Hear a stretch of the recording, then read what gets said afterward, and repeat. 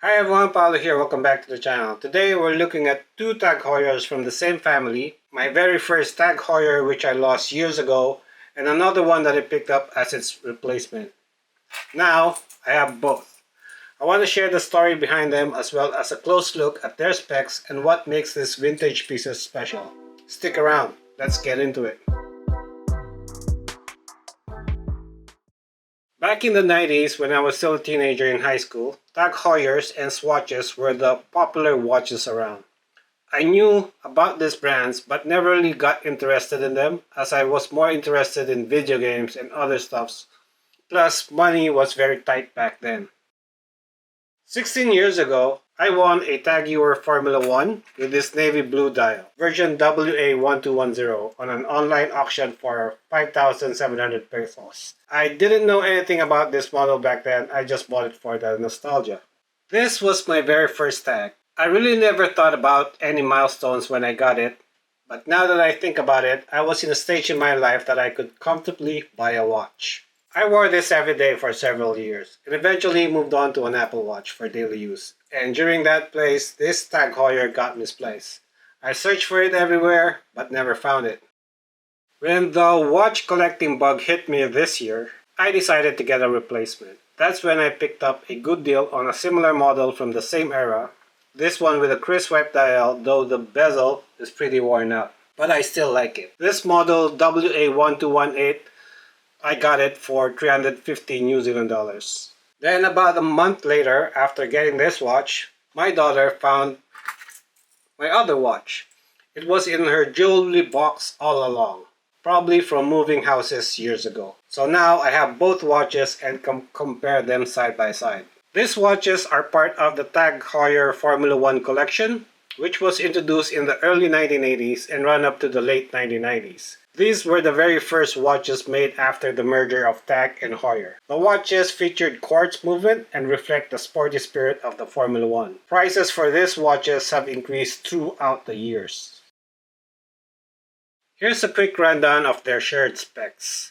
Case is stainless steel, 35mm wide, around 9mm thick, lug width of 18mm.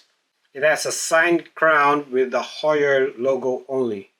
Bezel is unidirectional, made of polycarbonate and the first one to get worn out. Crystal is made of mineral glass, so it's not the toughest. Movement is ETA 955412 quartz 7 jewel movement. Date found on the 3 o'clock. Has a water resistance of 200 meters.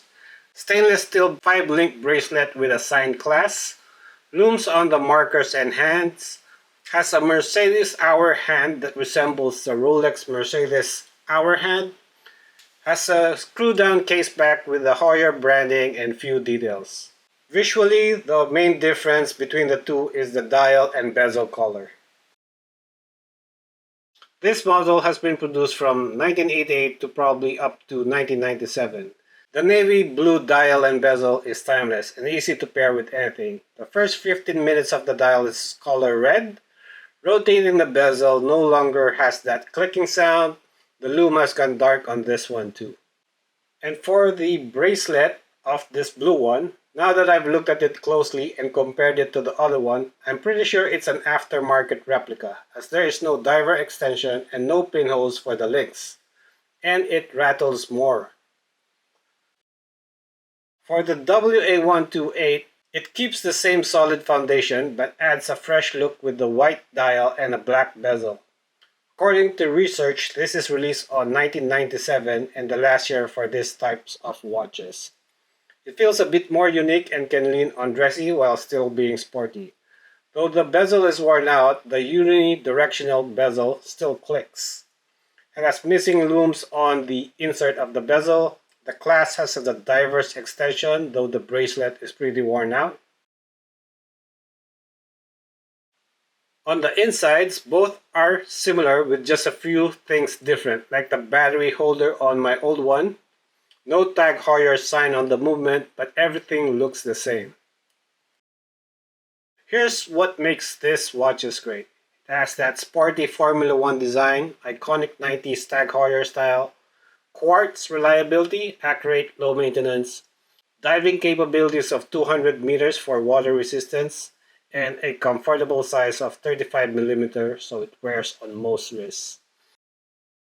And for the drawbacks, the mineral crystal is more prone to scratches than sapphire.